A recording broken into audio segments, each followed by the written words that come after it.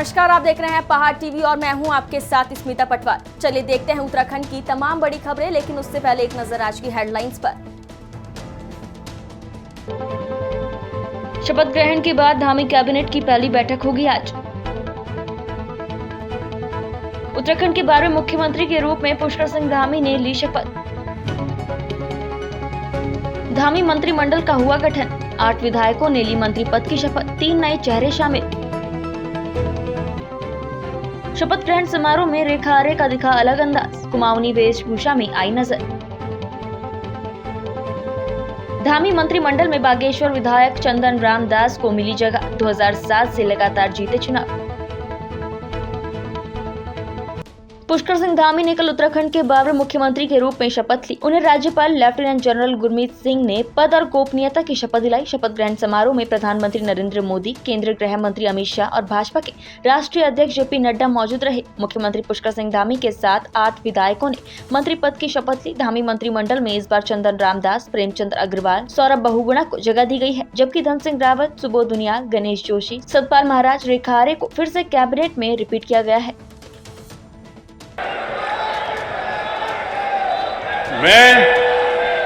मैं पुष्कर सिंह धामी ईश्वर की शपथ लेता हूं कि मैं विधि द्वारा स्थापित भारत के संविधान के प्रति सच्ची श्रद्धा और निष्ठा रखूंगा। मैं भारत की प्रभुता और अखंडता अक्षुण्ण रखूंगा। मैं उत्तराखंड राज्य के मुख्यमंत्री के रूप में अपने कर्तव्यों का श्रद्धापूर्वक और शुद्ध अंतःकरण से निर्वहन करूंगा तथा मैं भय या पक्षपात, अनुराग या देश के बिना सभी प्रकार के लोगों के प्रति संविधान और विधि के अनुसार न्याय करूंगा। मैं पुष्कर सिंह धामी ईश्वर की शपथ लेता हूं कि जो विषय उत्तराखंड राज्य के मुख्यमंत्री के रूप में मेरे विचार के लिए लाया जाएगा अथवा मुझे ज्ञात होगा, उसे किसी व्यक्ति या व्यक्तियों को तब के सिवाय जबकि ऐसे मुख्यमंत्री के रूप में अपने कर्तव्यों के सम्यक निर्वहन के लिए ऐसा करना अपेक्षित हो, मैं प्रत्यक्ष अथवा अप्रत्यक्ष रूप से संसूचित या प्रकट नहीं करूंगा। उत्तराखंड में बीजेपी ने कोटद्वार विधायक और बीसी खंडूरी की बेटी रितु खंडूरी को बड़ी जिम्मेदारी दी है। रितु खंडूरी को उत्तराखंड की पहली महिला विधानसभा अध्यक्ष बनाया जा रहा है। पौड़ी जिले की जिस कोटद्वार विधानसभा सीट से 2012 के विधानसभा चुनाव में मुख्यमंत्री रहते हुए भुवन चंद खंडूरी को हार का सामना करना पड़ा था, उसी कोटद्वार सीट पर उनकी बेटी रितु खंडूरी ने जीत दर्ज कर पिता की हार का बदला लिया है। कोटद्वार विधानसभा सीट पर बीजेपी प्रत्याशी रितु खंडूरी ने कांग्रेस उम्मीदवार सुरेंद्र सिंह नेगी को लगभग 3687 वोटों से हराया है। रितु खंडूरी दूसरी बार विधायक बनी है। 2017 के विधानसभा चुनाव में रितु खंडूरी पौड़ी जिले की यमकेश्वर विधानसभा सीट से चुनाव जीती थी। हालांकि इस बार बीजेपी ने उन्हें कोटद्वार विधानसभा सीट से मैदान में उतारा था, जहां से कभी मुख्यमंत्री रहते हुए उनके पिता भुवन चंद खंडूरी की हार हुई थी। 2012 में सुरेंद्र सिंह नेगी ने ही भुवन चंद खंडूरी को हराया था। खंडूरी की हार से बीजेपी की सरकार बनते बनते रह गई थी। उत्तराखंड में किस तरह महिलाओं की भाजपा सरकार बनाने में अहम भूमिका रही है, इस लिहाज से इसे महत्वपूर्ण फैसला माना जा रहा है। वैसे तो विधानसभा अध्यक्ष के तौर पर अब तक सीनियर विधायकों को ही जिम्मेदारी दी जाती रही है, लेकिन इस बार हाईकमान ने रितु खंडूरी को ये जिम्मेदारी दी है, जो बीजेपी के लिए एक बड़ा फैसला है। विधानसभा अध्यक्ष एक संवैधानिक पद होने के चलते इसमें जानकार विधायकों को ही जिम्मेदारी दी जाती है। एक पढ़ी लिखी महिला विधायक होने के चलते बीजेपी ने रितु खंडूरी को ये मौका दिया है।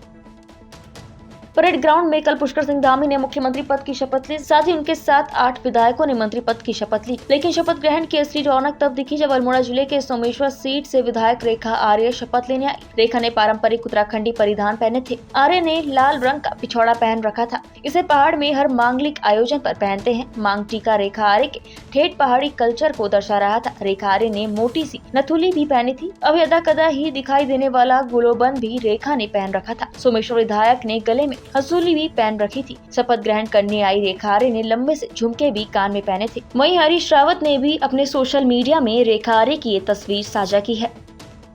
श्रीमती रेखा आर्य कृपया शपथ ग्रहण हेतु पधारने का कष्ट करें।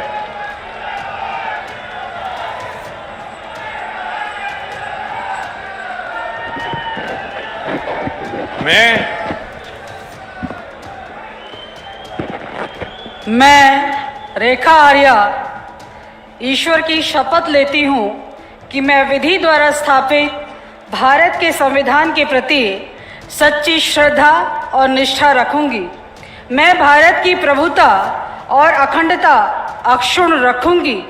मैं उत्तराखंड राज्य के मंत्री के रूप में अपने कर्तव्यों का श्रद्धापूर्वक और शुद्ध अंतःकरण से निर्वहन करूंगी तथा मैं भय या पक्षपात, अनुराग या द्वेष के बिना सभी प्रकार के लोगों के प्रति संविधान और विधि के अनुसार न्याय करूंगी।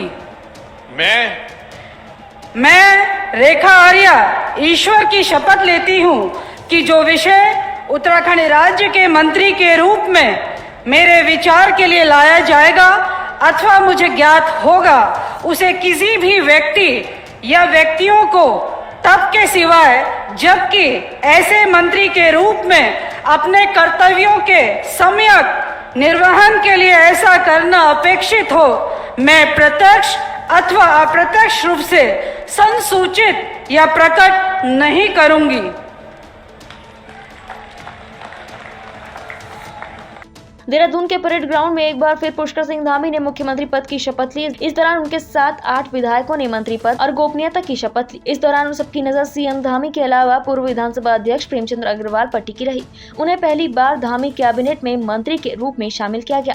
शपथ ग्रहण समारोह में प्रेमचंद अग्रवाल ने संस्कृत में मंत्री पद और गोपनीयता की शपथ ली। श्री प्रेमचंद अग्रवाल कृपया शपथ ग्रहण हेतु पधारने का कष्ट करें।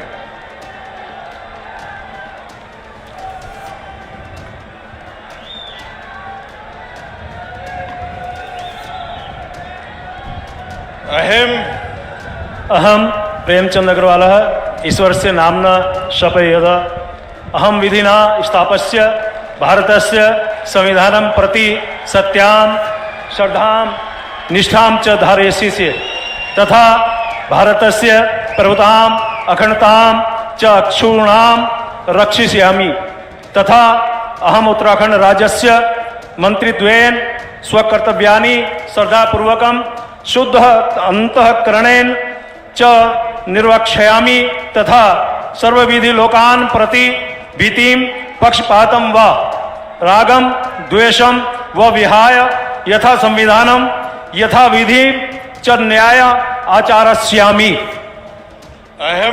अहम प्रेमचंद अग्रवाल ईश्वर से नामना शपयत कमपि विषयं यह उत्तराखंड राज्यस्य मंत्रित्वेन मम विचारार्थ आनीयेत मया परिज्ञातः व भवेत् कमपि जनं कान आपि जनान् व प्रति एतादृश मंत्रित्वेन मम कर्तव्यानां निर्वहणार्थ यद अपेक्षितां स्यात् तद्विहाय प्रत्यक्ष रूपेण अप्रत्यक्ष रूपेण व नहीं संसूची यस्यामि न वा प्रकट करिष्यामि। बागेश्वर के 4 बार के विधायक चंदन राम दास पहली बार उत्तराखंड कैबिनेट में शामिल हो गए हैं। उन्होंने पुष्कर सिंह धामी मंत्रिमंडल में मंत्री पद की शपथ ली। चंदन राम दास बागेश्वर सीट से 4थी बार विधायक बने हैं। उन्होंने 2007 में अपना पहला चुनाव लड़ा और बागेश्वर सीट से ही विधायक चुनकर विधानसभा पहुंचे। इसके बाद चंदन राम दास लगातार विधायक चुनते आ रहे हैं। मैं चंदन राम दास ईश्वर की शपथ लेता हूं कि मैं विधि द्वारा स्थापित भारत के संविधान के प्रति सच्ची श्रद्धा व निष्ठा रखूंगा। मैं भारत की प्रभुता और अखंडता अक्षुण्ण रखूंगा। मैं उत्तराखंड राज्य के मंत्री के रूप में अपने कर्तव्यों का श्रद्धापूर्वक और शुद्ध अंतःकरण से निर्वहन करूंगा तथा मैं भय या पक्षपात, अनुराग या द्वेष के बिना सभी प्रकार के लोगों के प्रति संविधान और विधि के अनुसार न्याय करूंगा। मैं चंदन राम दास ईश्वर की शपथ लेता हूं कि जो विषय उत्तराखंड राज्य के मंत्री के रूप में मेरे विचार के लिए लाया जाएगा अथवा मुझे ज्ञात होगा, उसे किसी व्यक्ति या व्यक्तियों को तब के सिवाय जबकि ऐसे मंत्री के रूप में अपने कर्तव्यों के सम्यक निर्वहन के लिए ऐसा करना अपेक्षित हो, मैं प्रत्यक्ष या अप्रत्यक्ष रूप से संसूचित या प्रकट नहीं करूंगा। स्टूडेंट्स फेडरेशन ऑफ इंडिया ने भगत सिंह, राजगुरु, सुखदेव के 91वीं शहादत दिवस के अवसर पर DAV महाविद्यालय देहरादून में श्रद्धांजलि का कार्यक्रम आयोजित किया। शहीदों के चित्र पर पुष्पांजलि अर्पित और शहीदों के सपनों को साकार करने के लिए संघर्ष को तेज करने का निर्णय लिया। इस अवसर पर मुख्य अतिथि के रूप में महाविद्यालय के प्राचार्य doctor Ajay Kumar Saxena, doctor Atul Singh, doctor Prashant Kumar, SFI से पूर्व छात्र संघ अध्यक्ष लेखराज आदि गणमान्य व्यक्ति मौजूद रहे। चारधाम यात्रा में सुविधाओं को लेकर उत्तराखंड हाईकोर्ट ने स्वतः संज्ञान लिया है। इस स्वतः संज्ञान वाली जनहित याचिका पर सुनवाई के दौरान कार्यवाहक मुख्य न्यायाधीश संजय कुमार मिश्रा और न्यायमूर्ति RC खुल्बे की खंडपीठ ने जनहित याचिका को निस्तारित करते हुए चीफ सेक्रेटरी को निर्देश दिए हैं कि 2 महीने के भीतर पत्र में जो चारधाम यात्रा में कमियां उठाई गई है उसका निस्तारण किया जाए। आपको बता दें कि मई महीने के प्रथम सप्ताह से यात्रा प्रारंभ होने वाली है। दरअसल ये मामला मुंबई हाईकोर्ट के न्यायमूर्ति KR श्रीनाथ ने 15 जून 2019 को उत्तराखंड हाईकोर्ट के मुख्य न्यायाधीश को पत्र लिखकर चारधाम यात्रा में तीर्थयात्रियों को हो रही दिक्कतों और व्यवस्थाओं को लेकर पत्र भेजा था। उन्होंने कहा था कि चारधाम में आपदा का इंतजार हो रहा है, यमुनोत्री में तत्काल सुरक्षा इंतजाम करने की जरूरत है। उन्होंने चारधाम यात्रा के दौरान के स्वयं के अनुभव बयां करते हुए कहा था कि यात्रा मार्ग में कई किलोमीटर दूर तक पुलिस का जवान मौजूद नहीं रहता है। इस परिस्थिति में स्वास्थ्य या आपातकाल में मदद की उम्मीद नहीं की जा सकती है। उन्होंने कहा कि उन्होंने स्वयं कई परेशानी इस यात्रा के दौरान झेली। यात्रा मार्ग पर बैठने को बेंच, कुर्सी, शौचालय और दूसरी सुविधा की भी भारी कमी है। सोल घाटी के ग्रामीणों ने थराली घाट मोटर मार्ग को जोड़ने वाले बहुप्रतीक्षित सड़क रुईसाड़ तेलाण मोटर मार्ग पे हो रही देरी को लेकर लोक निर्माण विभाग कार्यालय पहुंचकर अधिशासी अभियंता लोक निर्माण विभाग थराली को ज्ञापन सौंपते हुए जल्द से जल्द निर्माण कार्य शुरू कराए जाने की मांग की। ग्रामीणों ने लोक निर्माण विभाग पर बरसों से लंबे थराली घाट मोटर मार्ग पर अभी तक कोई सकारात्मक रुचि न दिखाने का विभाग पर आरोप लगाया और जल्द से जल्द मोटर मार्ग के निर्माण कार्य को शुरू न कराए जाने पर उग्र आंदोलन की भी चेतावनी दी। ग्रामीणों ने जानकारी देते हुए बताया कि थराली उपचुनाव के बाद थराली घाट मोटर मार्ग पर तत्कालीन मुख्यमंत्री त्रिवेंद्र सिंह रावत ने घोषणा करते हुए इसे रुईसाड़ तेलाण के नाम से 8.5 किलोमीटर की स्वीकृति दी थी, जिस पर वित्तीय स्वीकृति और ग्रामीणों के अनापत्ति प्रमाण पत्र देने के बावजूद लोक निर्माण विभाग सड़क के निर्माण का कार्य शुरू नहीं कर पाया है और लगातार ग्रामीणों की इस बरसों से चली आ रही मांग की उपेक्षा कर रहा है, जिसका खामियाजा ग्रामीणों को भुगतना पड़ रहा है। ग्रामीणों ने कहा कि सड़क लंबित होने से ग्रामीणों को भवन निर्माण सामग्री से लेकर रसोई गैस ढुलान तक महंगे दामों में पड़ रही है, तो उनकी जेब पर भारी असर पड़ रहा है। ऐसे में गुस्साए ग्रामीणों ने लोक निर्माण विभाग के दफ्तर पहुंचकर जल्द मोटर मार्ग का निर्माण कार्य शुरू न कराए जाने पर खुद ही अपने संसाधनों से सड़क कटिंग का कार्य शुरू करने की भी चेतावनी दी। हमारा जो फरवरी में हमारे ग्राम सभा रुईसाड़ से और जो घाट मोटर मार्ग जो हमारी ग्राम सभा बंगाली को जोड़ने वाली मोटर मार्ग है, इसको 8 किलोमीटर की नई संशोधन जो सर्वे पूर्व की सर्वे थी उसमें संशोधन किया गया। संशोधन के पश्चात वो कंप्लीट वर्क तो हो चुका है।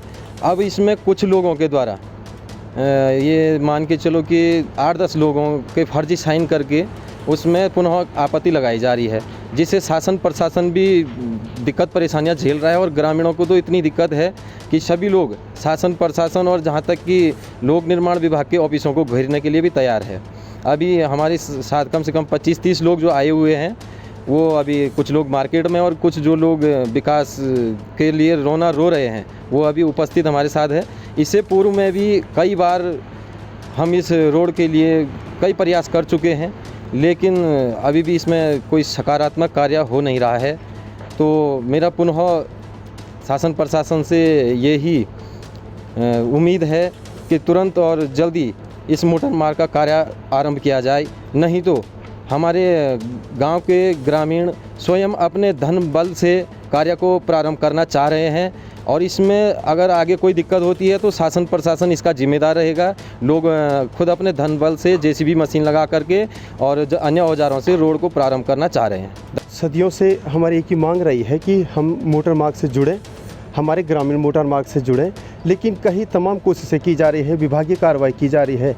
हम हमेशा ही PWD कार्यालय तो हमारे लिए ऐसा हो गया है जैसे कि आम रास्ता ही, हमारे तो जूते ही किस गए यहाँ आते आते। हम इतने बड़े गांव से आ रहे हैं जहाँ पे 210 से 215 लोग निवासरत हैं। अनुसूचित जाति की अगर मैं बात करूं तो यूँ कहा जा रहा है कि विभाग द्वारा अनदेखी की जा रही है हम पिछड़े वर्ग की।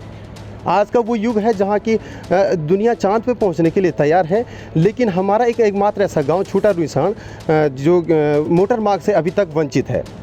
मैं कई बार यहाँ पे आ चुका हूँ, आज भी हमने ज्ञापन दिया है और हमारे ज्ञापन का यूँ कहें कि इनके कान में जूं तक नहीं रखते। हमारा ज्ञापन इनके लिए एक आम पत्र की तरह हो गया है जो पढ़ते हैं और फेंक दिया जाता है। सूचना आयोग से भी हमने सूचना मांगी थी, लेकिन सूचना आयोग के लिए भी विभाग ने कोई कार्रवाई नहीं की है। और विदित सूत्रों से हमें पता भी चला है कि बीरेंद्र सिंह खत्री जी जो स्पेशली पीडब्ल्यूडी विभाग यमुना कॉलोनी में रहते हैं देहरादून में, वो भी अपने भाई लोगों को स्पेशली गुमराह करके रोड को रोकने की चाह रखते हैं, जबकि ऐसा कुछ भी नहीं है। हमारा ये मानना है कि अगर रोड आती है तो सारे लोग इससे जुड़ते हैं और हमारा गांव, हमारी माता बहनें एक यातायात सुविधा से जुड़ती है।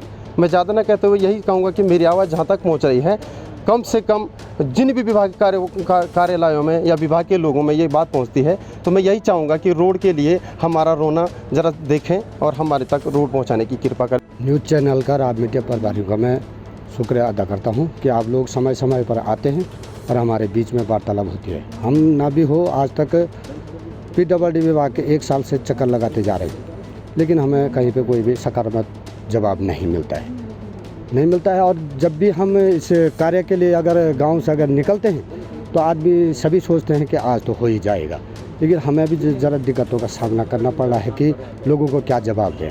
यदि हमारे विभाग और इनने जो है 1 मार्च या 27 मार्च तक इस कार्य को पूरा नहीं किया गया है, तो ग्रामीण जो है अपने धनराशि से, अपने चंदे से इकट्ठा करके परिवार है 10 और 212 परिवार लगभग हुए, और इसमें जो है 90% SC के परिवार हैं। मैं सर्वप्रथम तो आप सभी मीडिया कर्मियों का धन्यवाद करना चाहूँगा कि आप समय समय पर हमारे विकास के कार्यों में हमारा सहयोग करते हैं। जैसे कि आपने कहा कि आप रूसाण तिलाण मोटर मार्ग के बारे में यहाँ पर अधिशासी अभियंता से मिलने के लिए आए हैं, तो मैं आपको ये अवगत कराना चाहता हूँ कि हम एक ज्ञापन लेकर के अधिशासी अभियंता महोदय के कार्यालय में आए थे, जिसमें कि हमारी वर्षों पुरानी जो मांग है रूसाण तिलाण बांजबगड़ मोटर मार्ग के नाम से जो सर्वे हमने दोबारा कराई थी इसकी 2 तारीख को, और इसमें जॉइंट इंस्पेक्शन होना है।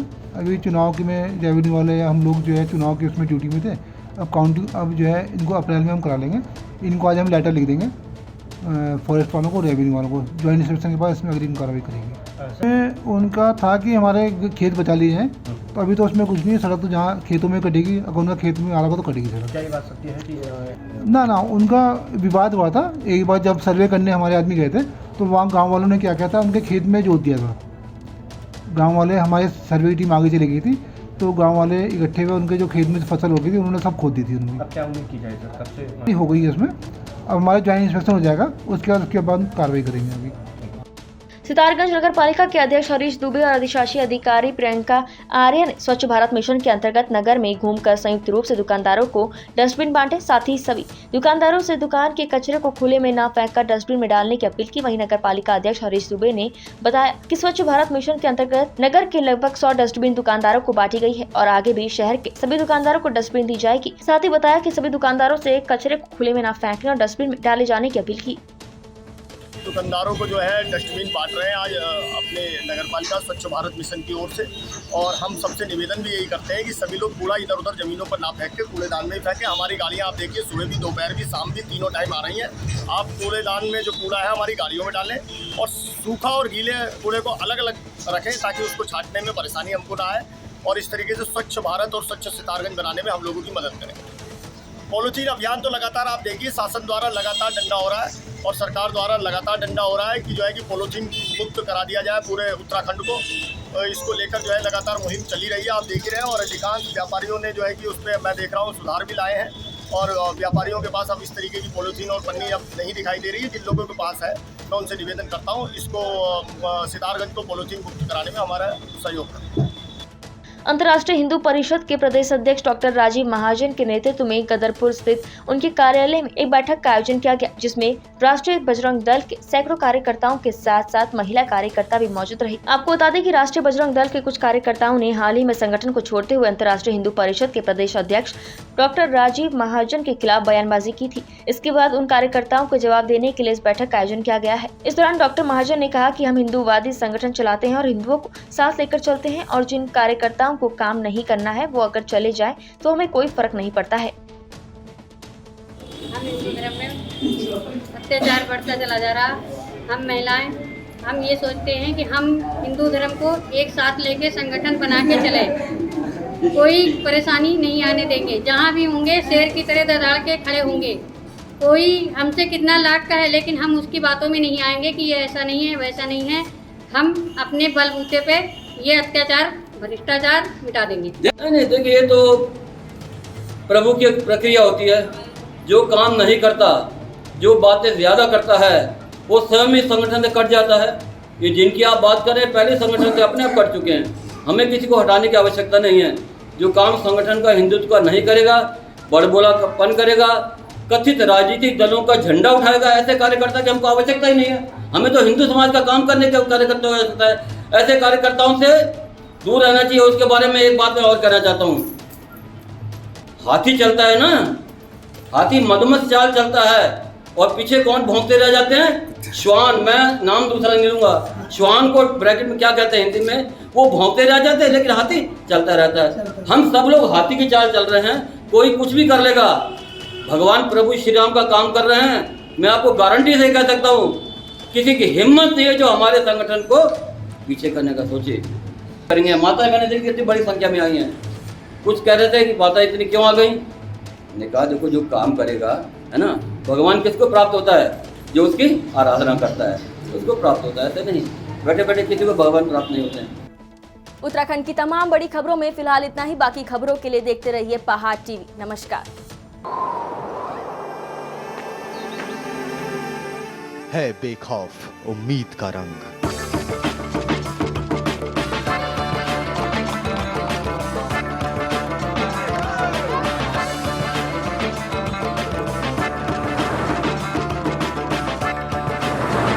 है आस्था भी।